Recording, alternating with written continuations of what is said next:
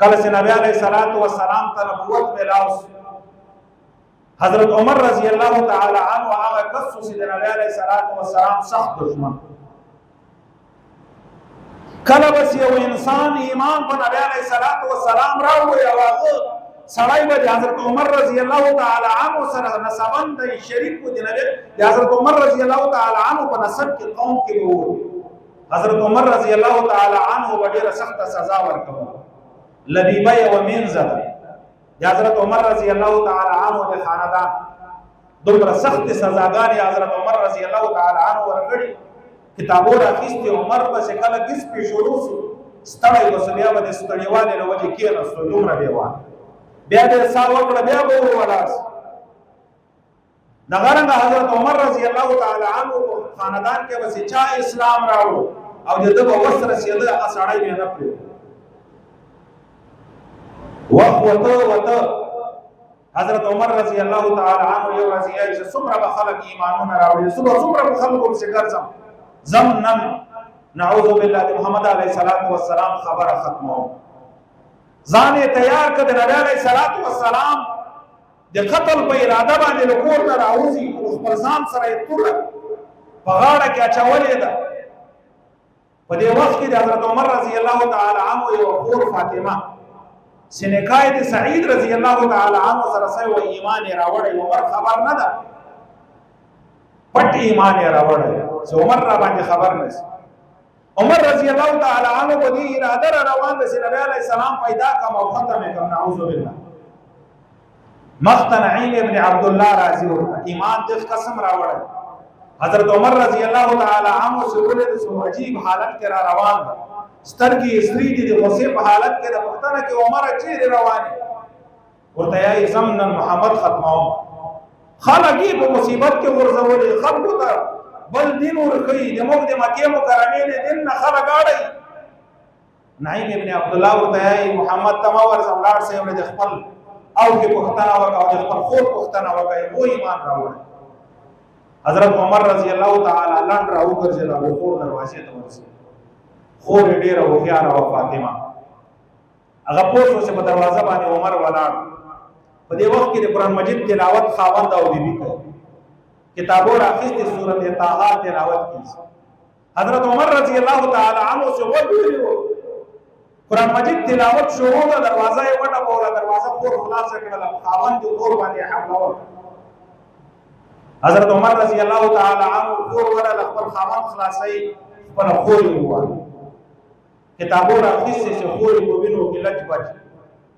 په وینو باندې ټول جسم ککړ حضرت عمر رضی الله تعالی عنہ دغه خور فرمایي اے عمر ما دې په الله رب العزت باندې قسم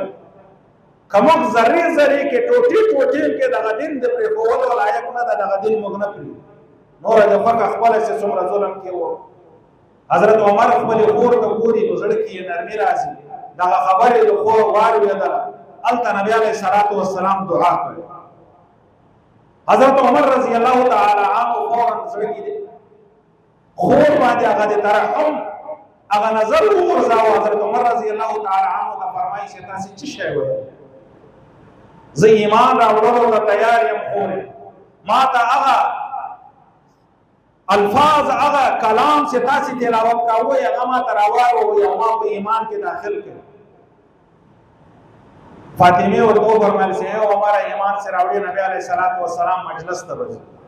دغه سلو کور روان دغه حالت کې تورې بغاړه د نبی علیہ الصلوۃ والسلام دار ارقم کې پټ دعوت چلاو ځکه کم صحابه خلک ډیر کم او څوک په خبر سره پلان کې ایمان راوړي د ظلم او ستم په شروع عمر رضی الله تعالی عنہ باندې حضرت حمزه رضی الله تعالی عنہ نظر ولګي د عمر را روان تورې بغاړه کې دا صحابه حیران شو چې دا خو د حمله د جنگ په اراده سره راغلی حضرت حمزه ته فرمایي چې راځي دی کچېره د جنگ په اراده سره راغلی زری ختم کوم او کچېره په خیر اراده راغلی او نو په دته تبریکی او دته اهلا وسهلا ویا نبی علیہ الصلوۃ والسلام ورته فرمایي چې راځي عمر رضی الله تعالی عنہ په دروازه داخلي سي مجلس ته راځي نبی علیہ السلام لګریوان نو اے عمر کله ته اسلام راوړي د تاغوند شخصیت د تاغوند پوه انسان باوجود د دومره عقل نه ته ایمان کې ولې نه داخل کیږي؟ نبی علیہ الصلوۃ والسلام ته فرمایي یا رسول الله ایمان راوړلو ته راغلی.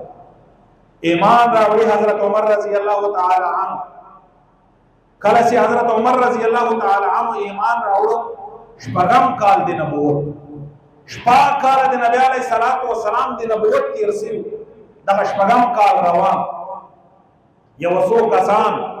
اغم ډارېدل چې ایمان یې نسوای ظاهره کولی.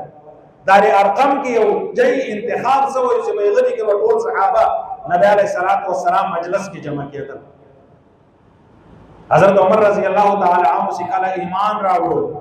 صحابو ته فرمایي څومره به ایمان پټ ساتو، څومره به خپل هغه دین چې هغه د رښتیا وال دین د دې دین په مقابله کې چې هغه باطل دین د څومره وخت پورې به پټ ساتو. زما مکه مکرمه ته جهرن زما او دغه اعلان کوم چې ما ایمان راوړل او په مکه مکرمه کې بل منځ ادا کوم. دغه اول وارو چې صحابه د حضرت عمر رضی الله تعالی عنہ سره ولاړ او مکه مکرمه کې اعلان پښکارا باندې دعوت او پښکارا باندې هغه منځ ادا